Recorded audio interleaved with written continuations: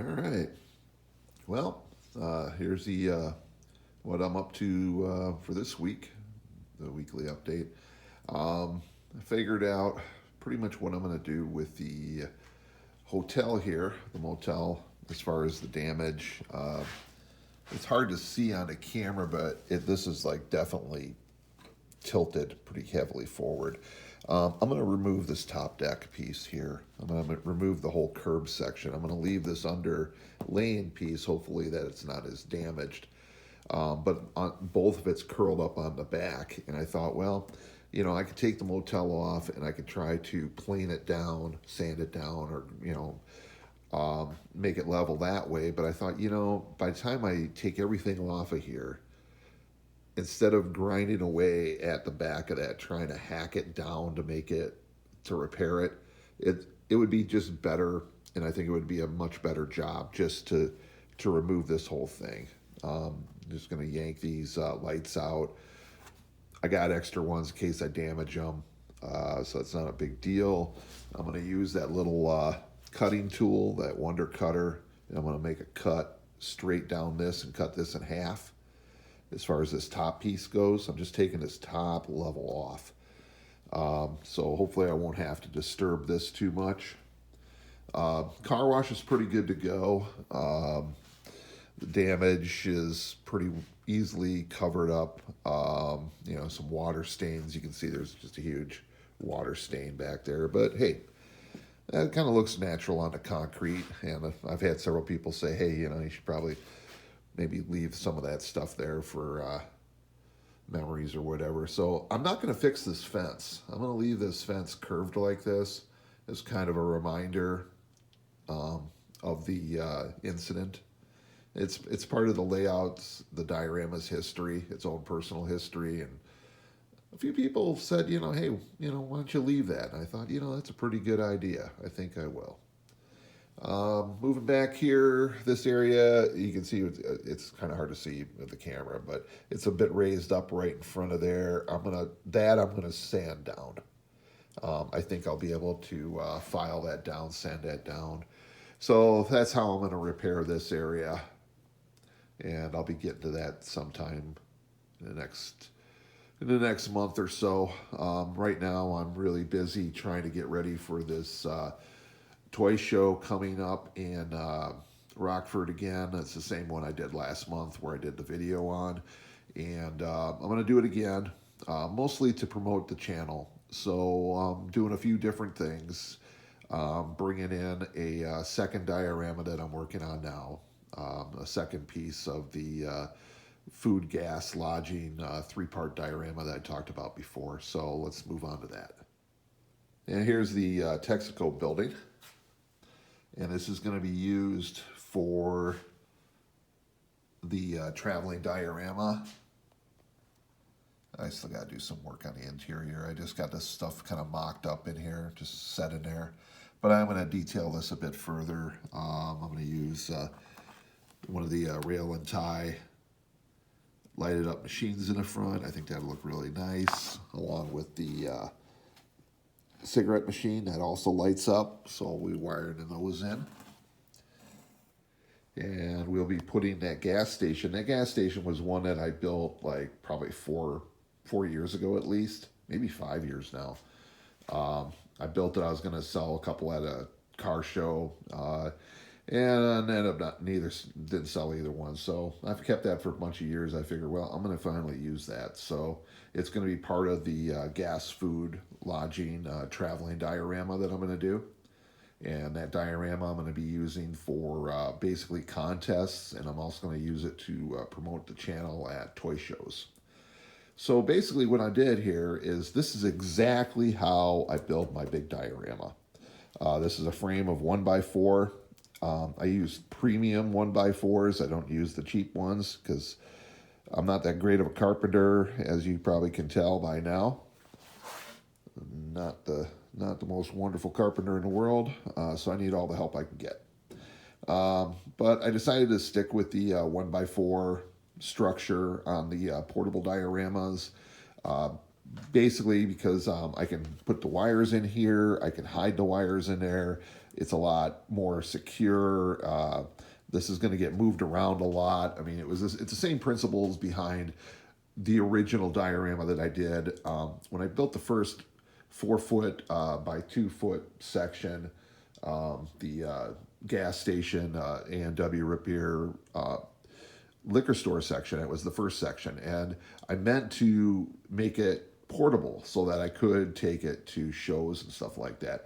The 2 by 4 foot, it's a little cumbersome for me to move it around by myself, and so I thought I'd go with smaller sections, less than 3 feet by 2, and those are a lot more manageable and easier to move around.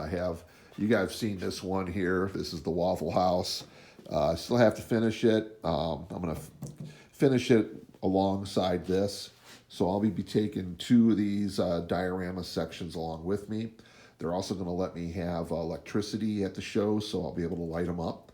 So if any of you guys are in the northern Illinois, southern Wisconsin area on the 18th of November, there's going to be a show in Roscoe, Illinois.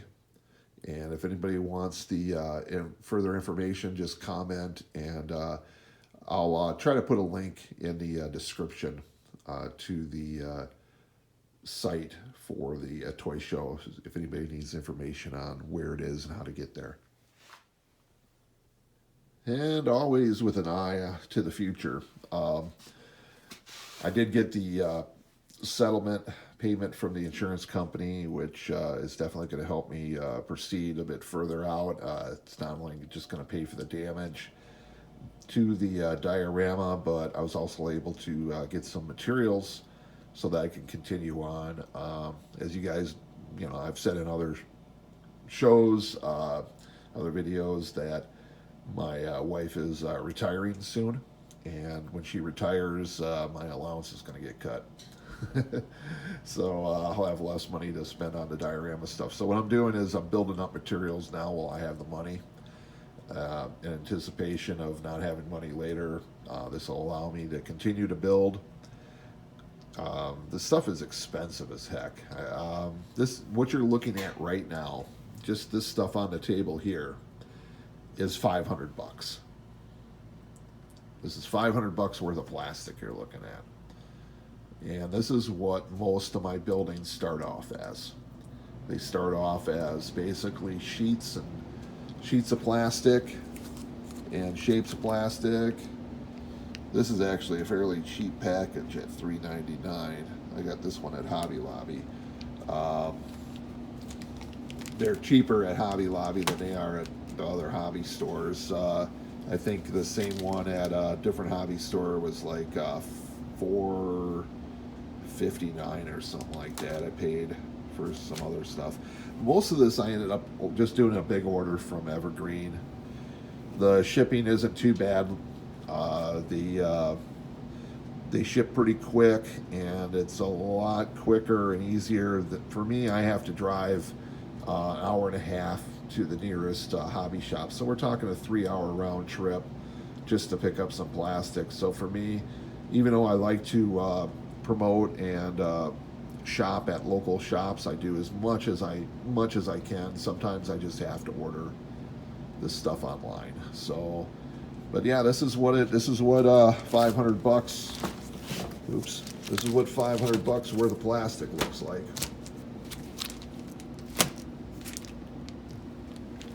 And this is all plain stuff, actually. This isn't even sidewalk. The sidewalk stuff is up to about $8 a sheet right now. So that stuff's getting kind of prohibitively expensive to use. So that stuff, I used to use it more frequently. I'm going to be using it a lot less. I'm basically going to save it to places where you can see it. Otherwise, I'm just going to cut this stuff up. Another thing I'm considering too, and I've been on the lookout for plexiglass. Plexiglass glues just like styrene. It's just as easy to glue. It's a lot harder to cut than styrene is. A lot tougher that way, but it makes great sidewalls. It would make a great roof. Things that I don't have to put a lot of holes in. I could use I could use plexiglass for instead of styrene. So I'm on lookout. I know, now that the pandemic has abated somewhat, all those plexiglass partitions should be languishing out there in storerooms and garbage bins and stuff. So hopefully, maybe I can score some of that stuff. All right. Well, and we also got the a shipment in from Miller Engineering. We got some new signage here. Barber pole. That's going to go nice on a little barber shop. Love Shack sign. I have a larger one. This is going to go inside by the stage for the Gentlemen's Club. Zenith sign for the TV repair shop. Greyhound bus station sign. This will go on the front of the Greyhound station, and then I also have that double-sided bus sign, Greyhound bus sign, that's going to go on the front, so that we're going to be building that hopefully the next month or so. What else we got here? We got a bunch of electronic goodies, a couple power transfer boards, always handy to have. I need to put one in the Texaco base, and then I need another one as a spare so I can use it as a test thing. Also got some new inverters, sign inverters, to replace the sign inverters that got damaged in the flood. So we'll get that area lit back up again. Moving on over to here, here's a couple buildings. You guys probably saw this the other week. These were the buildings that I'm working on to take to the show, just to sell, try to make a few extra bucks. They're coming along pretty good. Got a nice little package of goodies that goes with it. Painted detail goodies, each one. I figure I'm going to ask $60 a piece for them. We'll see if they sell. If they don't sell, well, I can always keep them. I can always probably use them for something else. If they don't sell, can use them. I can make another diorama, or I can even just we'll figure something out to do with them. But so that's what we got going on over here. Another thing I did too is I ordered a whole bunch of lighting from We Honest, a bunch of street lights and other lights to hopefully keep me satisfied for lights for a while. I go through a lot of LEDs. That's just a constant. And like I said, I'm trying to build my stock of supplies up before next year. I believe my wife is looking to retire in July, so after July of next year, my income is going to get cut in half as far as what I can use for my diorama. And I'm not, I'm hoping to monetize with through YouTube and maybe make a little bit of money, but that's not really going to help a whole lot. It's going to help some. So I got to figure out a couple different income streams. We're going to get the Patreon fired up. I'm going to start offering naming rights on some of the buildings once we get going a little bit more. Just try to do whatever I can to keep this going, because it is expensive, and I know I've been complaining a lot about money lately, and I'm sorry about that. It's just the fact of life that building like this is not cheap. So if I want to keep going with it, I gotta become creative in my ways to make money. But I'm an old hustler. I've been hustling all my life.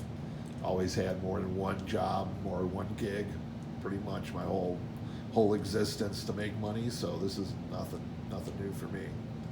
So we got this going. Let's find out what else I'm doing. I got a lot going on. And over here, I set up a little bit more of a permanent station to do figures. As you guys can see, I have a large number of figures to paint. Yeah, let's get a little closer here. You can kind of see what we're doing. Figures take a lot of time. I mean, I could just slap a bunch of different paint on them and just call it good. But I really want to do a good job on these.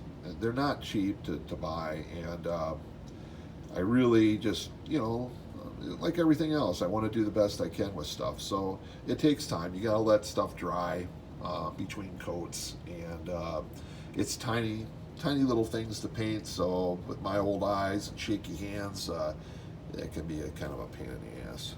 Here's a bunch of, let's take a look and see here. These are the ones that are done. This one I like a lot. It might be hard to see her. Let's see if I can get her in focus here. Yeah, I gotta touch her up. You know, you don't see a lot of the chips until you get it under the camera, but I just like the look on her face. She looks angry. This is your angry girlfriend. She's very disapproving. So, but yeah, she just looks really angry. I don't know why she's angry. She won't tell us. Let's see here. There we go. Back in focus again. So basically, I'm just setting this up here. I got a bunch more to paint. So I'm just running them through. I put them on the sticks, and then I hit them with the fine primer, the Tamiya. What they call it? Ultra fine primer, I think it's what it's called, or very fine primer. And I do that, just white them up. And then the paint goes on a lot better with primer than it does without. So I strongly recommend to use the primer. And the Tamiya primer, I would not recommend using like Rust-Oleum or any other kind of heavier spray paint on these, because that heavier spray paint stuff, it puts a lot of paint out at once, and you'll end up just gobbing these things, and you'll obliterate any kind of detail, fine details on them if you use a real heavy primer. So I strongly recommend using a very light primer like the Tamiya Fine. The only bad thing about the Tamiya Fine primer is it's extremely expensive now. I think I paid 11 or 12 bucks a can for it recently, and oh geez, just a couple of years ago, I would say 3 years ago, I think they were $5 for the same can, and they don't last that long. They're a very small can of paint, and you don't get a lot of use out of it, but it's one of those things that you really need if you want to do the figures correct. I know other people have different ways of doing it, but I do find the fine primer makes a nice, the paint sticks a lot better and it's a lot easier. So basically what I'm doing here, hear me ramble, this is going to be a long video. I'm just setting this up permanently. I've come to the realization that this job will never be done, ever. I'm always going to have figures to paint because I keep buying figures. And my buddy Rolando is just awesome at finding me figures that I want and need, and you know, like the bears. I don't know if you guys saw on my Facebook. I didn't put it on YouTube yet, but I have the bears with the body parts in their mouths. One has an arm, and the other one I put a different hand in there, so it's pretty gruesome, but it's fun. But anyways, let's cut this off. So basically, yeah, lot going on. Keep watching the shows. Keep watching the videos. Please subscribe, like, share, comment. All this stuff just means a lot to me. We're trying to get the algorithms to work in my favor. The channel is gaining some traction. We are slowly building this channel, and I hope to continue it, and I hope to keep bringing you guys more. I'm working on making the videos better. I know I ramble a lot, but I feel like I got a lot of information, and these are mostly informational videos more than entertainment, I would think, unless, of course, hearing me ramble might be kind of funny too. But anyways, a lot going on, and a lot more going on in the future, so we will see you guys soon, and thanks for subscribing and supporting the channel.